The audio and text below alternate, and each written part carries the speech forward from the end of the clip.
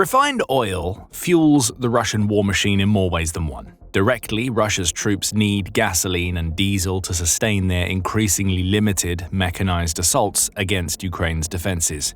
Indirectly, Russia uses refined oil to bolster its war chest via exports and to pacify its people by ensuring they have gasoline they need to go about their daily lives. But all of this is crumbling down for Russia. The refined oil lifeline is collapsing, and Russia can't do anything about it.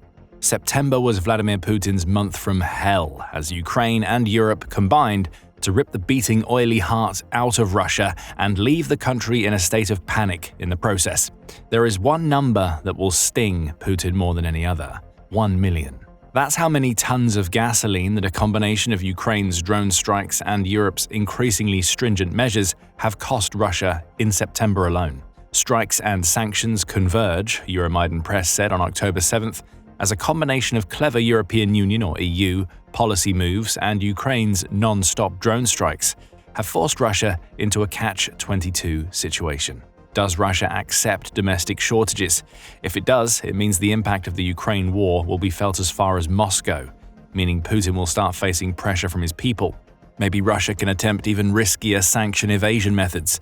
If it does, it's going to have a problem as the EU is honing in on the shadow fleet. Putin now finds himself careening into a no-win situation, and the ball is already rolling. Take fuel shortages, for instance. Losing 1 million tons of fuel in a single month has to sting somewhere, and massive fuel shortages in many of Russia's most important regions seem to be the outcome.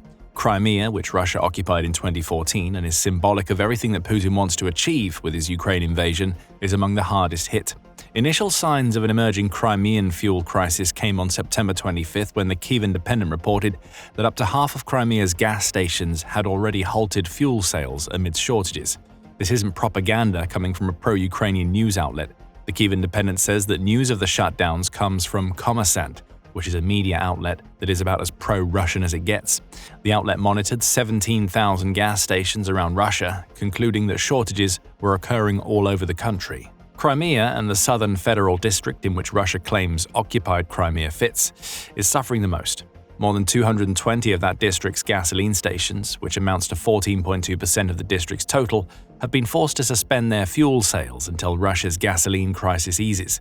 Crimea, which is separated from the Russian mainland and only accessible via water or over the Crimean Bridge, is feeling the brunt of the problem. And it makes sense. Fuel has a long way to go before it reaches Crimea, along with plenty of destinations along the way that will siphon off incoming gasoline supplies. By the time Russia's trains or boats reach the occupied peninsula, there isn't anything left for Crimea's gas stations to sell. Reuters followed up on these reports on September 29th with its own article. By the end of September, Reuters says Crimean authorities had frozen fuel prices to prevent opportunistic gas station owners from using the supply and demand economics that are hurting the peninsula to line their own pockets. Gasoline rationing has also been implemented, with customers limited to buying no more than 30 liters of fuel at a time. That translates to roughly 6.5 gallons. For context, that amounts to about a fifth or a sixth of the amount a Ford F-150's gas tank holds, depending on the model. One of America's most popular vehicles would be severely hamstrung if it were being driven in Crimea. Pravda confirmed the Crimean fuel restrictions a few days after Reuters, adding that some regions of the peninsula are even stricter.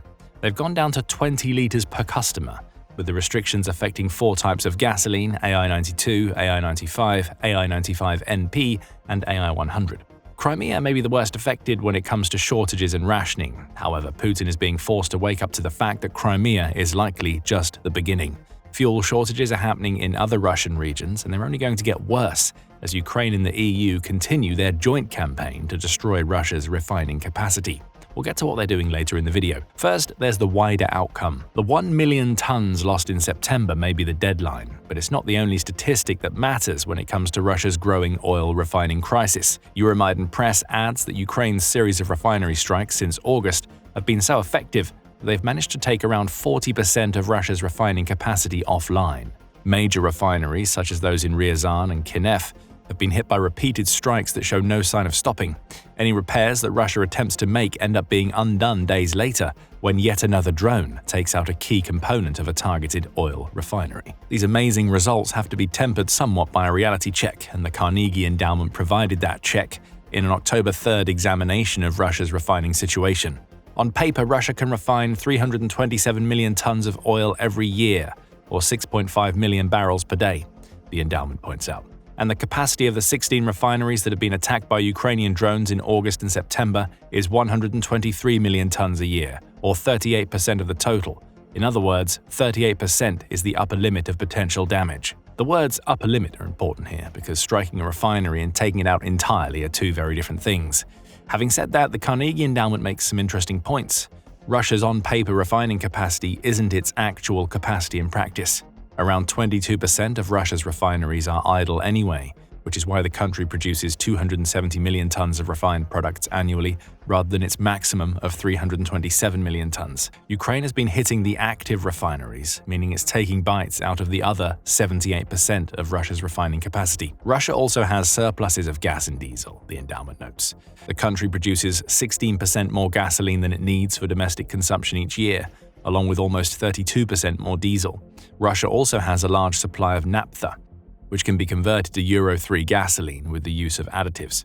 Keep that in mind because we'll be coming back to the use of additives in a moment. Ultimately, the Carnegie Endowment says the 38 to 40% figure may be a little optimistic. Russia is refining around 5 million barrels per day right now. The number would be closer to 4 million if 38% of Russia's refining was offline. This tempers the numbers we've seen up to this point. However, the endowment also closes by noting that this still isn't good news for Russia. Russia's oil refineries are a bit like a man who's being repeatedly punched. He will not die from one punch or even half a dozen punches, but it becomes harder and harder for him to recover after each subsequent blow. Although no single punch is fatal, he could end up being beaten to death. Ukraine knows this.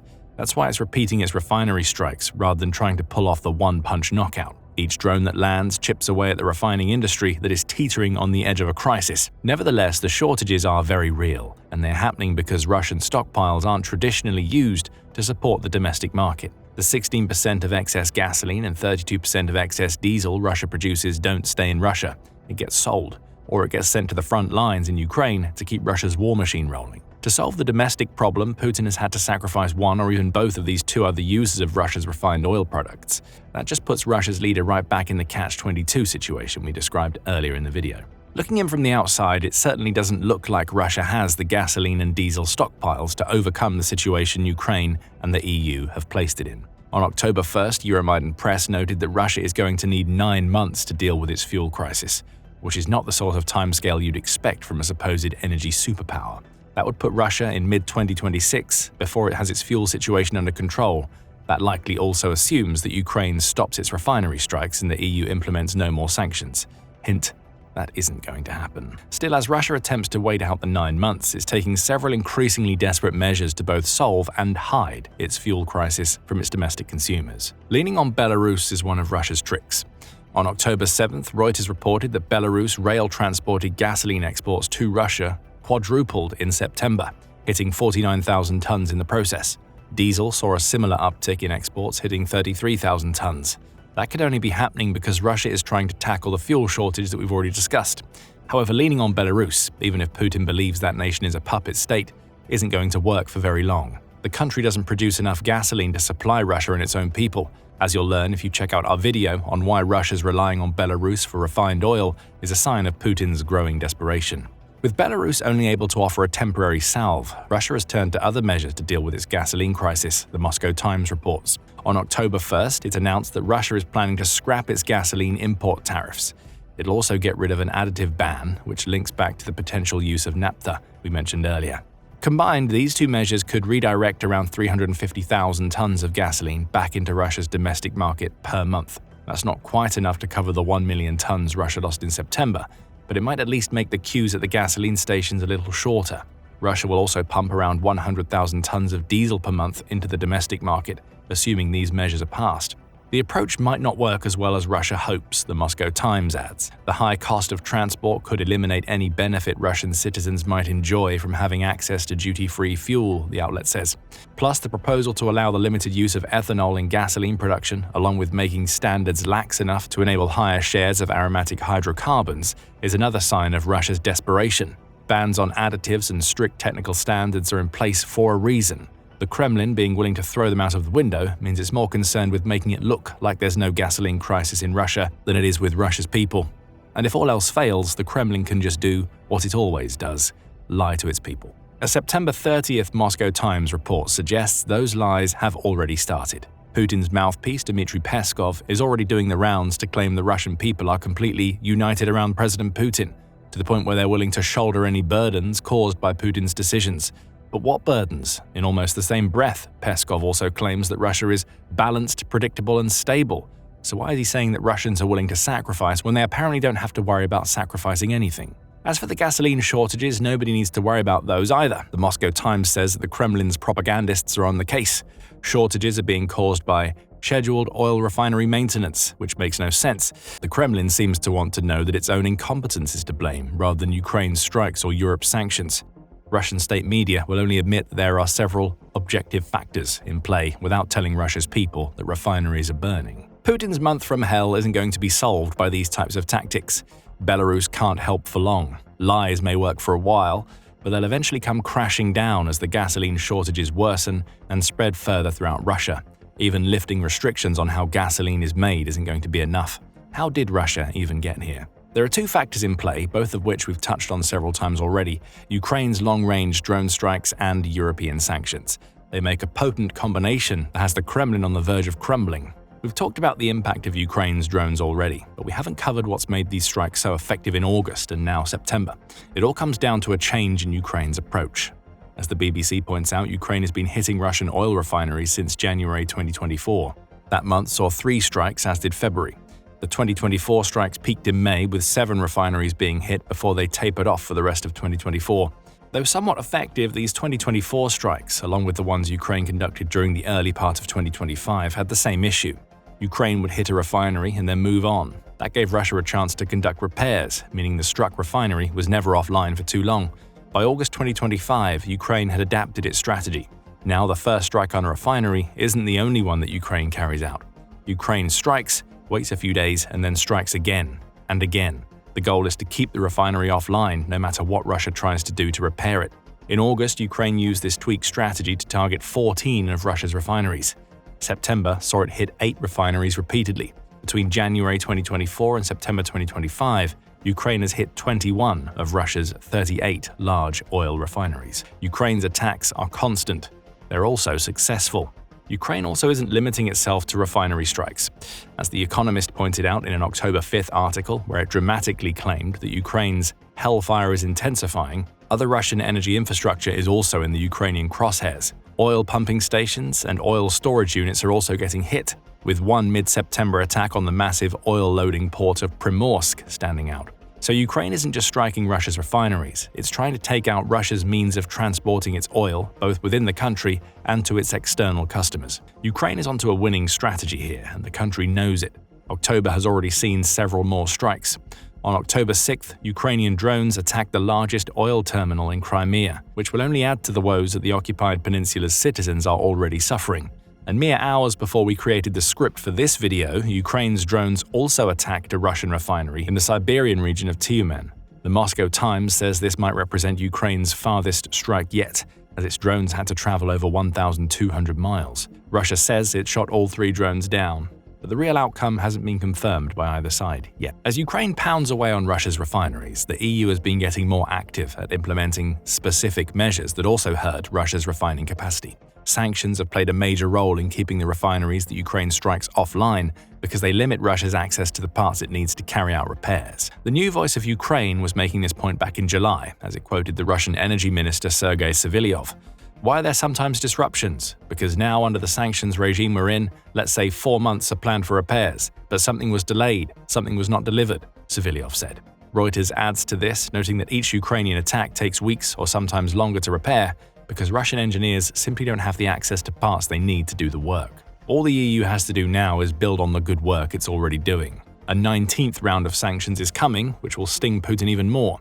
Euromaidan Press says that this package is designed specifically to curb Russia's oil revenues, likely via sanctions being placed on yet more of Putin's shadow fleet. The EU is also likely to accelerate its own ban on liquefied natural gas purchases from Russia, with the ban to be implemented by 2027. Plus, the EU has lowered the price cap on Russian oil to about $48 per barrel. Add all of this to more sanctions placed on the technological supply chains that Russia needs to keep open to support its refineries, and you get a powerful 1-2 punch from Ukraine and the EU. Ukraine shuts them down, the EU's sanctions keep them shut down. The only barrier to the EU's sanctions may be those few members within the bloc that are a little too pro-Russian for the rest of Europe's comfort. Some of the EU's members slow the implementation of sanctions packages, often forcing rewrites and the softening of measures before allowing the packages to pass. Hungary, in particular, has a track record of using its veto power to stop EU sanctions in their tracks. That may stop soon. As Politico reported in August, several European leaders have come up with the idea of making sanctions decisions at the national level, rather than requiring them to have full EU consensus. That would stop the vetoes, though it also opens up opportunities for nations within the EU to not follow through on proposed sanctions. Still, sanctions from most, though not all, EU members are still better than no sanctions. And there's more. Adding to the already powerful combination of Ukrainian drone strikes and EU sanctions, several European nations are now taking a much more active approach to dealing with Russia's shadow fleet vessels. The knock-on effects when it comes to Russia's domestic fuel crisis aren't immediately apparent, however, they are if you look hard enough. More shadow fleet vessels being stopped means less oil being sold by Russia. When Russia sells less oil, it makes less money, which also means it can't pay for as many of the components and parts it can still access to conduct refinery repairs. Russia may also be using its shadow fleet to buy these parts from third-party nations that first buy from the countries that have sanctioned Russia. So cutting the flow in that respect also helps to limit Russian refining, which only builds on Putin's month from hell. France has made a lot of headlines in this respect. In early October, French officials boarded a suspected shadow fleet vessel, taking the ship's captain into custody. Putin denounced the affair as an act of piracy. But for France, it sent a message that the nation would no longer tolerate Russia's shady sanctions-dodging ships in its waters. That ship captain will go on trial in February, The Guardian reports, and it will be interesting to see if other EU nations follow France's lead. Denmark has its own ideas. It's come up with a simple, yet ingenious way of dealing with shadow fleet ships: more scrutiny. The Danes are going to start using their control over several of the Baltic Sea's access points to pile even more pressure onto Putin as he tries to recover from this month from hell. Find out how in our video, and remember to subscribe to The Military Show for more coverage of Russia's refined oil crisis. And thank you for watching.